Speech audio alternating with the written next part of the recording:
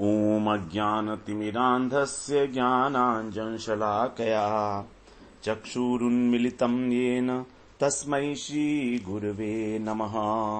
वन्देऽहं श्रीगुरो श्रीयुत्पदकमलं श्रीगुरून् वैष्णवांश्च श्रीरूपं साग्रजातं सहगण रघुनाथान्वितं तं सजीवं साद्वैतं सावधूतं परिजन सहितं कृष्ण चैतन्य देवं श्रीराधा कृष्ण पादान् सहगण ललिता श्री विशाखान्वितांश्च तमादिदेवं करुणानिधानं तमालवर्णं सुहितावतारम् अपार संसार समुद्र सेतुं भजामहे भागवत स्वरूपम्। हे देव हे दैत्य हे भुवनैक बंधो हे कृष्ण हे चपल हे करुणैक सिंधो हे नाथ हे रमण हे नयनाभिराम हा हा कदानुभवितासि पदं दृशोर्मे। श्री कृष्ण चैतन्य प्रभो नित्यानंद श्री अद्वैत गदाधर शिवसदि गौरभक्त वृंद। हरे कृष्णा कृष्णा कृष्णा हरे हरे हरे राम राम राम हरे हरे। हरे कृष्णा। सर्वप्रथम मैं अपने गुरुपाद पद्म ओम विष्णुपाद अष्टोत्तर शत श्री श्रीमद् भक्तिवेदांत माधव गोसाई महाराज के चरण कमलों में अनंत कोटि दंडवत प्रणाम ज्ञापन करता हूं। हम लोग श्रीमद् भागवत पुराण में चतुर्थ स्कंध में श्रवण कर रहे हैं कि किस प्रकार पृथु महाराज अश्वमेघ यज्ञ करना चाहते हैं। उनका 100वां अश्वमेघ यज्ञ चल रहा है।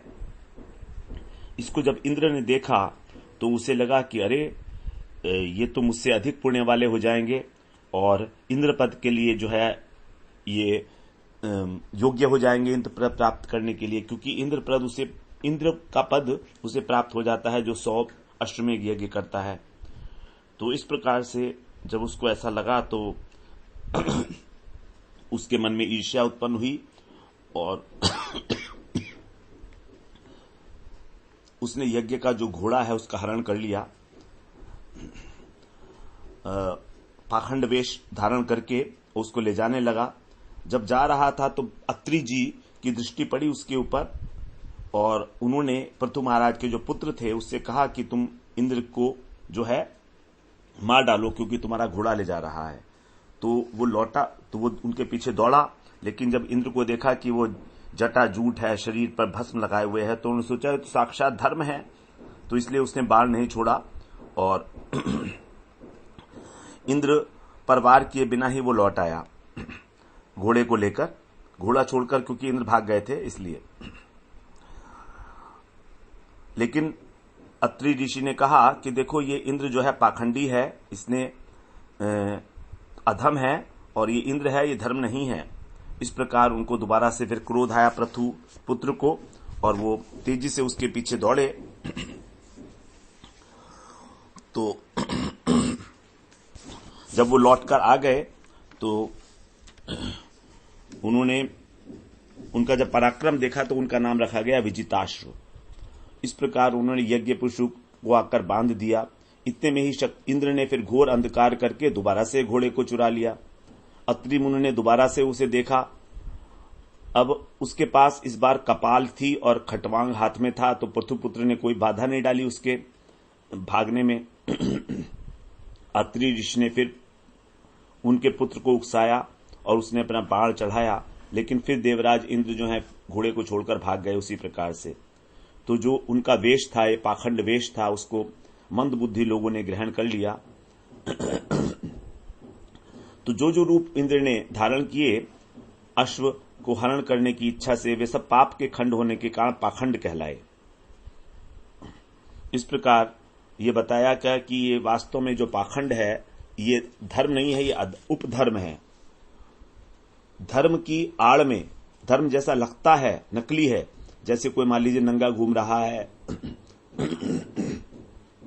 या लाल कपड़े पहने हुए है, इस प्रकार से। और ये जो उनका वेश होता है उसको बोला गया पेशलेशु। पेशलेशु का अर्थ है सुंदर लगता है, वो मीठा बोलता है, दिखावा मात्र है केवल। इस प्रकार हम 25वें श्लोक तक श्रवण कराए थे। अब 26वें श्लोक से आज श्रवण करते हैं। तद अभिज्ञाय भगवान प्रथु पराक्रमः इंद्राय कुपितो बाणम आदत्तोद्यत कार्मुकः। यहां पर कह रहे हैं तत् अभिज्ञाय, इसको जानकर जो महान पराक्रमी पृथु महाराज थे उन्होंने इंद्राय कुपितः, इंद्र पर क्रोध करके उद्यत होकर और कारमुकः, धनुष के ऊपर बाणम आदत्त, अपना बाण चढ़ाया। बड़ा क्रोध आया पृथु महाराज को इंद्र के ऊपर कि बार बार हमारे ऊपर क्यों हमारा घोड़े को चुरा रहा है और छोड़कर भाग जाता है। तो अत्यंत क्रोधवश उन्होंने जो है जब चढ़ाया बाण अपना तो क्या हुआ आगे बता रहे हैं। तम मृत्युजः शक्रवधाभिसंधितम् विचक्ष दुष्प्रेक्ष्यमसंयरहंसम् निवारयामासुरहो महामते न युज्यते त्राण्यवध प्रचोदितात्। तम माने उन्हें,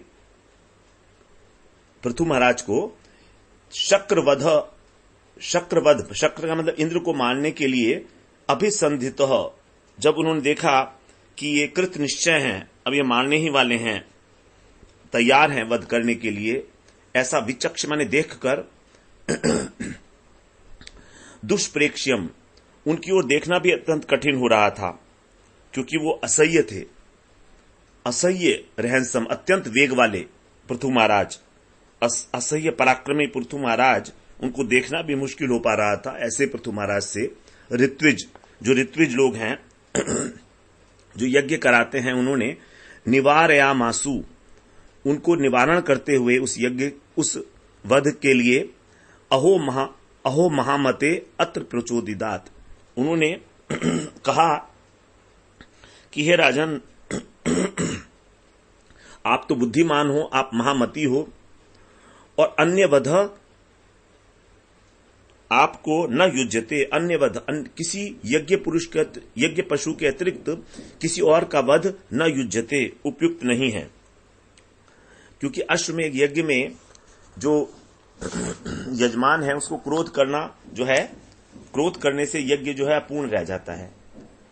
तो वो जानते थे इस बात को, और केवल यज्ञ पशु का ही जो है यज्ञ पूरा होने के बाद फिर उसका वध किया जाता है, तो अन्य किसी को नहीं मार सकते। अन्य वध, अश्व का वध होता है यज्ञ के अंत में। तो ये एक प्रथा है, राजसूय यज्ञ और अश्वमेध यज्ञ, ये दो प्रकार के यज्ञ होते हैं जो चक्रवर्ती राजा लोग करते हैं। राजसूयते इति राजसूय, अर्थात जो राजसूय यज्ञ में भाग लेता है वो किसी देश का राजा होना चाहिए, अन्यथा वो योगदान नहीं कर सकता। तो जैसे राजा को राजसूय यज्ञ के लिए बहुत से सेवक चाहिए, तो क्या करता है कि पृथ्वी के सभी राजाओं को अपने अधीन करके और उनसे यज्ञ के अंदर सेवा कराता है। तो जब तक पृथ्वी के सभी राजा उसके अनुकूल न हो जाएं, राजसूय यज्ञ नहीं किया जा सकता। उसी प्रकार से अश्वमेध यज्ञ के अंदर अश्व जो घोड़ा होता है उसके मस्तक के ऊपर या पीठ पे राजा अपना संदेश लिखता है कि ये घोड़ा अमुक अमुक राजा का घोड़ा है, और उसको छोड़ देता है। वो किसी भी राज्य में जा सकता है घोड़ा, यदि उसे कोई रोकता है तो उसका संदेश पढ़ता है, और उस पर लिखा है कि हमारा शासन है पूरे पृथ्वी पर, यदि आप यह बात नहीं मानते हो तो इस घोड़े को पकड़कर हमसे युद्ध करो, अन्यथा घोड़े का सम्मान करो, हमारी अधीनता स्वीकार करो। जब यह सिद्ध हो जाता है, सब प्रकार से घोड़ा जो है लौटकर आ जाता है वापस, तब उस अश्व की बलि दे दी जाती है। अब यहां पर अश्व की बलि देना एक प्रकार की हिंसा ही है, ये कर्म मार्ग है, लेकिन जो कर्मकांडी ब्राह्मण हैं, पंडित हैं, वो कहते हैं कि यज्ञ में जिस पशु की बलि दी जाती है वो हिंसा नहीं है, क्योंकि बलि के पश्चात उसको मोक्ष की प्राप्ति होती है। तो पशु योनि के बाद वो मुक्त हो जाएगा पशु योनि से। तो मुक्ति दी जा रही है, इसलिए किसी प्रकार से इसको हिंसा नहीं कहा जाना चाहिए, उसके उद्धार के लिए है। लेकिन जो भागवत धर्म है इस प्रकार की विचारधारा को नहीं मानता है, क्योंकि अपनी मर्जी से यदि कोई बलिदान दे अपना तो ठीक है, लेकिन जबरदस्ती किसी से हम उसको मोक्ष देने के लिए उसको मारें, इस प्रकार का जो विधान है वो भागवत धर्म में नहीं है किसी प्रकार, क्योंकि उसको मृत्यु का कष्ट तो मिल ही रहा है ना। जैसे सेना में हम उसी को भर्ती करेंगे जो मरने को तैयार है, लेकिन कर्म मार्गी कहते हैं नहीं, हम इसके ऊपर उपकार कर रहे हैं, अन्यथा ये अनेक अनेक योनियों में भटकता रहता। तो इस प्रकार भागवत धर्म जो है वो कर्म कांड के विपरीत है। वहां किसी प्रकार की कोई जबरदस्ती नहीं है कि ये मानना ही पड़ेगा। बस एक ही विधि है भागवत धर्म में कि गुरु की शरणागति लो और भगवान का भजन करो। तो इस प्रकार पृथु महाराज को मना किया गया कि आप इंद्र को नहीं मारिए, वरना आपका जो ये यज्ञ है ये अधूरा रह जाएगा, क्योंकि क्रोध करना भी वर्जित होता है यज्ञ में यजमान के द्वारा। अब 28वें श्लोक में बोलते हैं, वयम मरुत्वन्तमिहार्थ नाशनम वयामहे त्वच्छ्रवसा हतत्विषम अयातयामोपहवैरनन्तरं प्रसय्य राजन् जुह्वाम ते हितम्। अब यहां पर कह रहे हैं 28वें श्लोक में कि हे राजन, ते अहितम, आपके जो शत्रु हैं ये यह अर्थ नाशनम, यहां ये यज्ञ के नाशक हो जाएंगे। जो आपका शत्रु है इंद्र, वो जो यज्ञ को नाश करना चाहता है, वो त्वत् श्रवसा, आपके यश से, हत त्रिशम, उसकी जो त्रिश का मतलब होता है कांति, उसकी जो कांति है उससे वो निस्तेज हो जाएगा। और मरुत्वंतम है यहां पर इंद्र के लिए कहा गया है कि हम इंद्र को, वयम माने हम लोग, अयातायामः, हम लोग अमोघ आकर्षण करके, उपहवई माने आकर्षण करके, हवन में जुह्वाम, हवन कर देंगे। अनंतरम प्रसय्य, यहां पर हम उसको खींच कर ले आएंगे और उसका हवन कर देंगे। हवामहे, तो कह रहे हैं जो अमोघ मंत्र हैं हमारे आवाहन मंत्र, उनके द्वारा उसको हम यहीं बुला लेंगे इंद्र को, और जबरदस्ती उसको अग्नि के अंदर हम हवन कर देंगे मंत्रों के द्वारा ही। क्योंकि आपके यश से इंद्र जो है वैसे ही निस्तेज हो रहा है, उसके अंदर जो कांति है उसकी क्षीण हो गई है। आप चिंता मत करो, क्योंकि हम समर्थशील हैं, आप आदेश करो, हम मंत्रों के द्वारा इंद्र को जो है नष्ट कर देंगे। इंद्राय स्वाहा कह के, क्योंकि इंद्र आपका अहित कर रहा है। आगे 29वें श्लोक में कहते हैं, इत्यामंत्र्य क्रतुपतिम विदुरास्य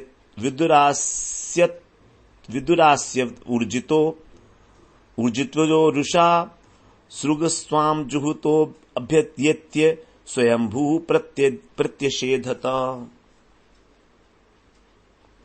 इति आमन्त्र्य क्रतुपतिम विदुरस्य ऋत्वजः रुषा सृक् जुह्वृतः अभ्येत्य स्वयंभू प्रत्यषेधत। क्रतुपति का मतलब है जो यज्ञ करता है, स्वामी से, क्रतुपति से अर्थात पृथु महाराज से, यजमान से, इति आमंत्रे, ऐसा कहकर, ऐसी सलाह करके, अस्य ऋत्विजों ने रुषा, क्रोधपूर्वक, सृक हस्तात्, अपने हाथ में स्रुवा उठाया, आहुति डालने के लिए, जो एक चम्मच टाइप की होती है उसको उठाया जिससे आहुति दी जाती है। जुहुवतः, हवन करते समय जैसे ही वो उनको हवन करने वाले थे, आहुति डालना ही चाहते थे, स्वयंभू अभ्येत्य, ब्रह्मा जी ने आकर वहां पर प्रत्यषेधत, उनको रोक दिया। तभी वहां ब्रह्मा जी आ गए, जब वो आहुति डालने जा ही रहे थे मंत्रों के द्वारा, तब 30वें श्लोक में कह रहे हैं अब जो स्रवा होता है वो लकड़ी का होता है बना हुआ, तो उसको हाथ में ले लिया जाता है, उसी से आहुति दी जाती है। स्वाहा स्वधा, जो देवताओं को हवि देनी होती है उसको, तब हम उसको बोलते हैं स्वाहा, और जो पितरों को कव्य देना होता है वो बोलते हैं स्वधा। तो स्वाहा और सुधा ये दोनों अग्नि की पत्नियां हैं, ये देवताओं को और पितरों को उनका उनका भाग जो है पहुंचाती हैं। इस प्रकार से वहां पर ब्रह्मा जी आए, उन्होंने मना किया। आगे कहते हैं अब 30वें श्लोक में, नवध्यो भवतामिंद्रो यज्ञज्ञो यद्यज्ञो भगवत्तनुः यम जिंघासथ यज्ञेन यस्येष्टास्तन्वयः सुराः। भवता माने आप लोग के द्वारा, इंद्र न वध्य, इंद्र मारने योग्य नहीं है। आपको इंद्र का वध नहीं करना चाहिए। यत यज्ञ है, क्योंकि यत माने क्योंकि यज्ञ, यज्ञ क्या है? भगवत तनु, भगवान का शरीर है।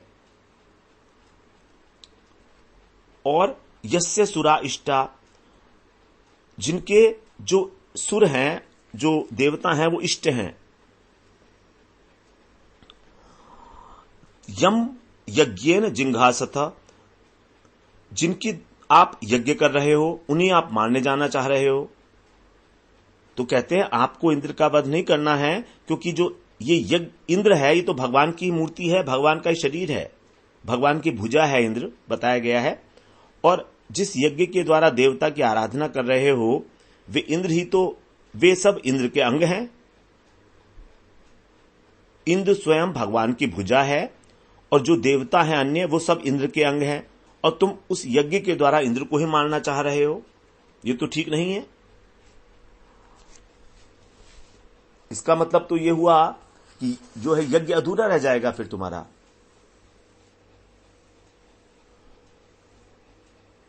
क्योंकि जो इंद्र है उसी के लिए आहुति दी जा रही है, देवताओं के लिए, और देवता जो है वो इंद्र के अंग हैं। इस प्रकार से 31वें श्लोक में बोलते हैं, तदिदं पश्यत महद्धर्म व्यतिकरम द्विजा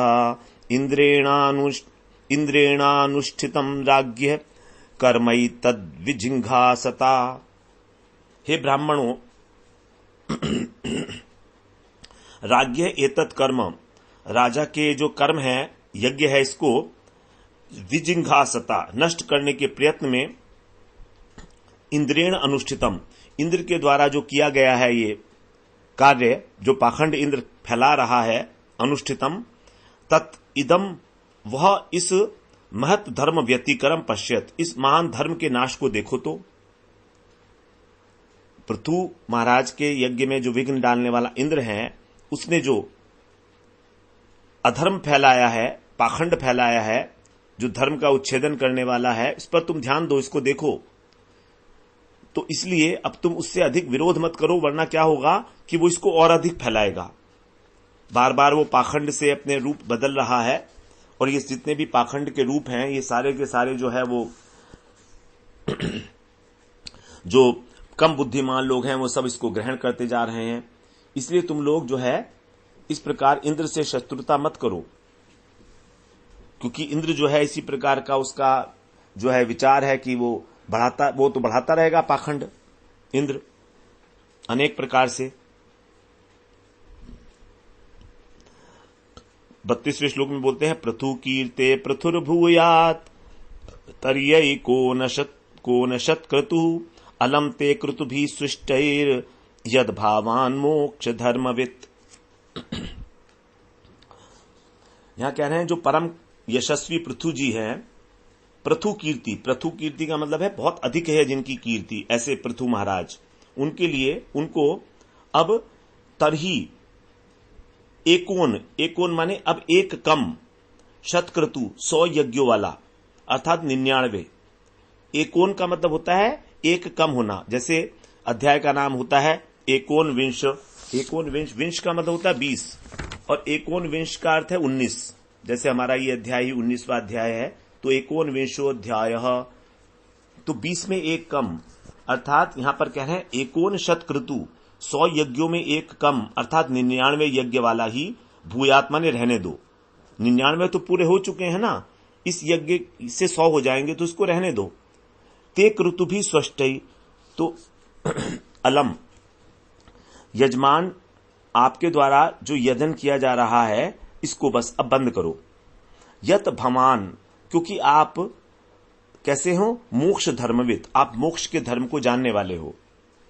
हे राजन, आप तो मोक्ष के धर्म के जानने वाले हो, अब आपको इसकी आवश्यकता नहीं है इस प्रकार के यज्ञ की, इसलिए आप केवल 99 यज्ञ ही रहने दो। अब देखिए 100वां यज्ञ तो वही करेगा ना जो इंद्र पद पाना चाहता है, लेकिन जो मोक्ष का मर्म जानता है वो तो 100 यज्ञ करने के लिए प्रयत्नशील होगा नहीं। तो इसीलिए कह रहे हैं कि राजन, आप तो सब चीजें जानते हो, फिर ये सब आप क्यों कर रहे हो। 33वें श्लोक में बोलते हैं, नैवात्मने महेंद्राय रोष माहर तुम्हरसी उभव अपि ते भद्रम ते उत्तम श्लोक विग्रहो। ते भद्रम, हे राजन आपका कल्याण हो। महेंद्राय, इंद्र के ऊपर आपके चित्त में जो क्रोध है, रोषम, वो आरहतुम नहीं करना चाहिए। इस योग्य नहीं है आप कि आप क्रोध करें इंद्र के ऊपर। ही उभव अपि, क्योंकि आप दोनों ही उत्तम श्लोक जो भगवान हैं उनके विग्रह, उनके शरीर हो। आप दोनों ही जो हैं भगवान के ही स्वरूप हो, भगवान के ही स्वरूप भूत हो, इसलिए आपको इस प्रकार का जो क्रोध है ये नहीं करना चाहिए इंद्र के प्रति। तो आपके लिए उचित नहीं है, क्योंकि आप अंश हो भगवान के और इंद्र जो है भगवान की भुजा है। यदि तुम में से किसी की भी हानि होगी तो भगवान को ही तो कष्ट होगा ना। इसीलिए बड़ी गंभीर बात जो है ब्रह्मा जी ने यहां पर बताई कि ये तो मूर्खता है, आप इस प्रकार झगड़ा कर रहे हो तो स्वरूपतः तो भगवान की ही हानि होगी।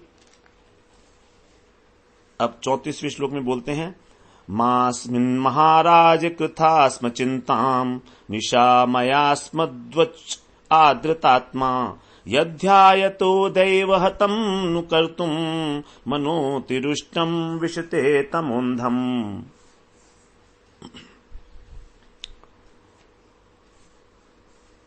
यहां पर कह रहे हैं, हे महाराज, अस्मिन माने इस विषय में जो अपूर्ण यज्ञ रह जाएगा, चिंताम मां, चिंता मत करो किसी भी प्रकार की, और अस्मत वचः, मेरी बात को आद्रत आत्मा निशम्य, आप मेरी बात को आदर पूर्वक सुनिए, मैं जो कह रहा हूं। चिंता नहीं करो, आप मेरी बात को आदर पूर्वक आप स्वीकार करिए, क्योंकि यत देवदत्तम दैवहतम, क्योंकि जो विधाता हैं उनका बिगड़ा हुआ जो काम है उसको न कर्तुम ध्यायतः, फिर करने की सोचता है। विधाता के बिगड़े हुए काम को जो बनाने का विचार करता है उसका जो मन है फिर दोबारा से अत्यंत क्रोध में भर जाता है, अतिरुष्टम, और फिर क्या होता है, अंधम तमह विशते, वो घोर अंधकार में डूब जाता है, भयंकर मोह में फंस जाता है वो। तो इस प्रकार आप जो है ये विचार आपके मन में जो आया है इसके ऊपर क्रोध करने का, इसको छोड़ दीजिए। इससे जो है वो किसी का भी कोई भला नहीं होने वाला है और आपके क्रोध से जो है सारा काम ही बिगड़ जाएगा। 35वें श्लोक में बोलते हैं, क्रतुर विरमतामेश देवेषु दुर्वग्रह धर्म व्यतिकरो यत्र पाखंडैर इंद्र निर्मितैः। यत्र इंद्र निर्मितैः, और इंद्र ने जो निर्मित किया है, जो चलाया है ये पाखंड, इससे धर्म व्यतिकर है, धर्म का नाश हो रहा है। एष देवेषु दुर्वग्रह, और देवताओं के प्रति जो आपका दुराग्रह है, क्योंकि देवताओं में आप इंद्र को जो है नष्ट करना चाहते हो, इसलिए ये आपका दुराग्रह है। क्रतु विरमताम, इस यज्ञ को आप रोक दीजिए, तो इस यज्ञ को आप बंद कर दीजिए। क्योंकि ये आपका दुराग्रह ही है, इसको यहीं पर ही विराम कर दो, इससे धर्म का व्यतिक्रम हो जाएगा।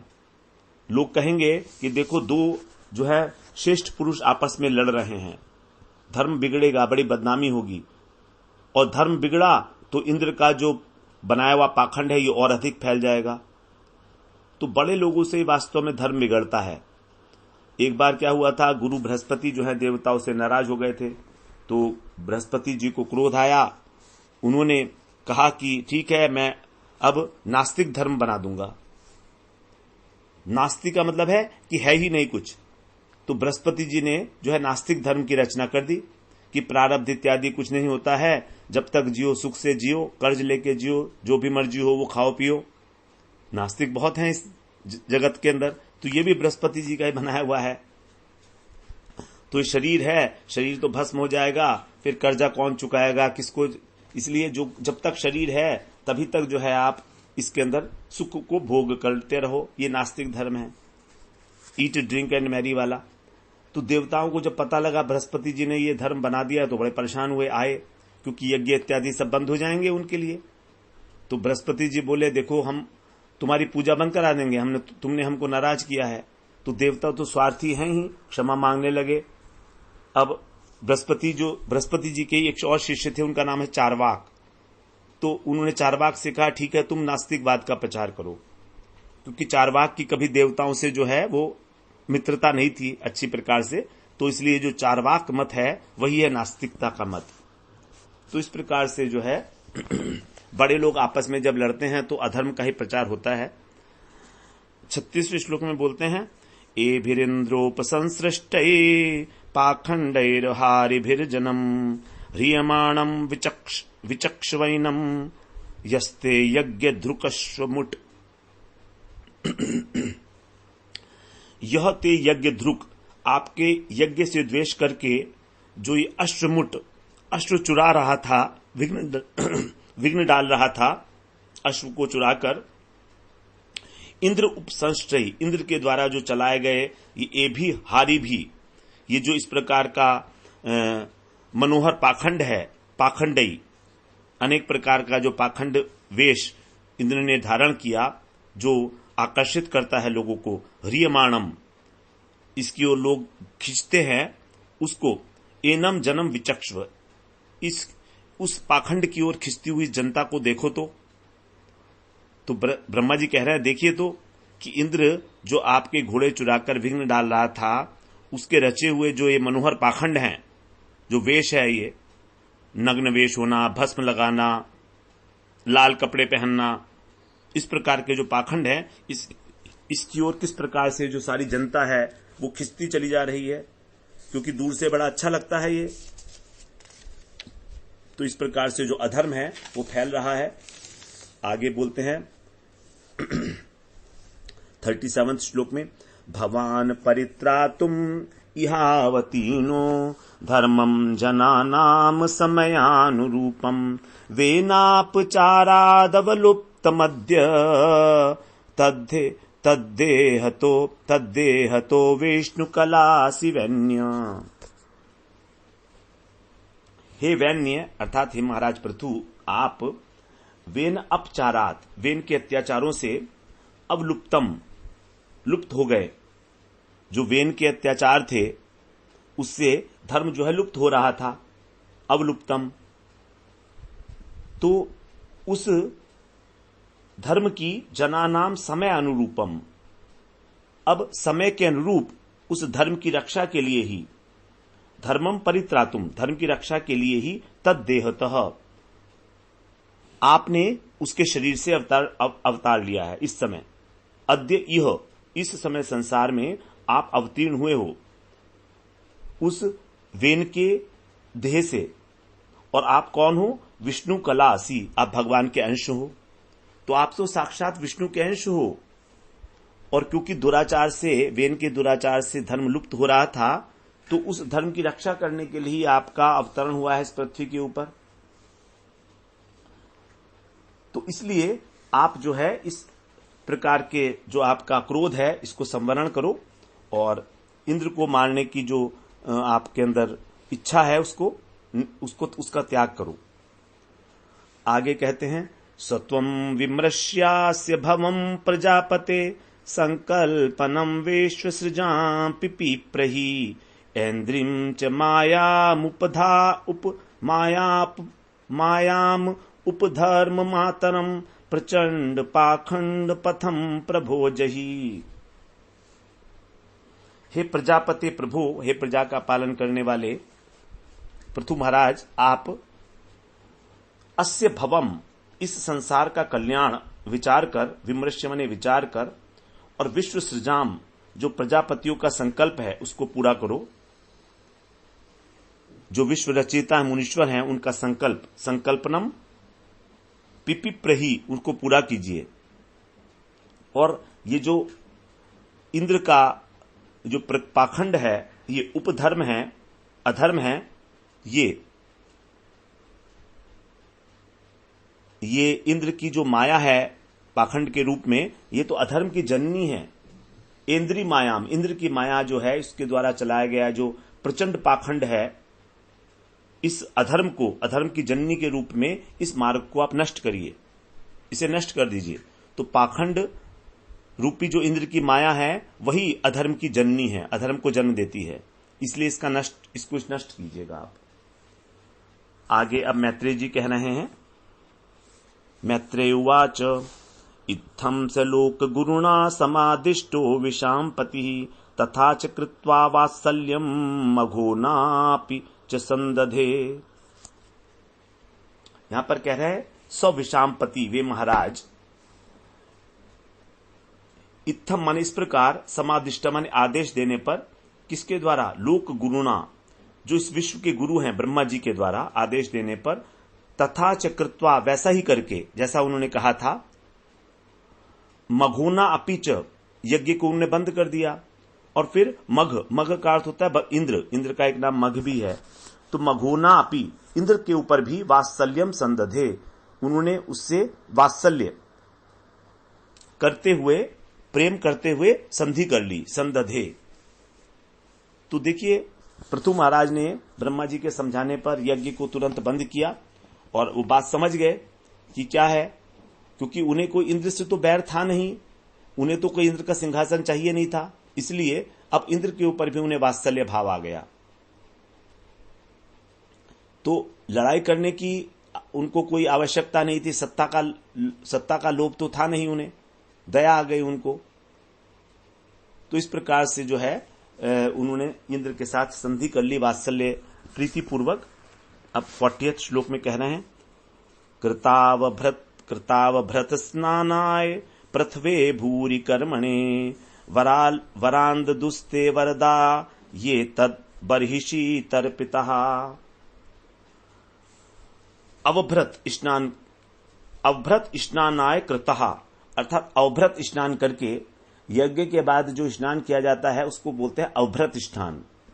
तो अवभृत स्नान करके उन्होंने भूरि कर्मणे पृथ्वी, जो भूरि कर्मणे बहुत अधिक कर्म करने वाले, शुभ कर्म करने वाले पृथु महाराज को, ते वरदा, उन वरदान देने वाले जो देवताओं ने वरान दधु, वरदान दिए। तो जब वो स्नान करके निवृत्त हो गए तो यज्ञ से जो तृप्त देवता थे उनको जो है वरदान दिया पृथु महाराज को, जिनको बर्हिषि तर्पिता, जिनको यज्ञ के अंदर तृप्त किया गया था, उन्होंने पृथु महाराज को वरदान दिया। 41वें श्लोक में बोलते हैं, विप्राः सत्याशिषस्तुष्टा श्रद्धया लब्ध दक्षिणा आशिषो युयुजु क्षतरादि राजाय सत्कृतः। और क्षत का अर्थ है विदुर जी। हे विदुर जी,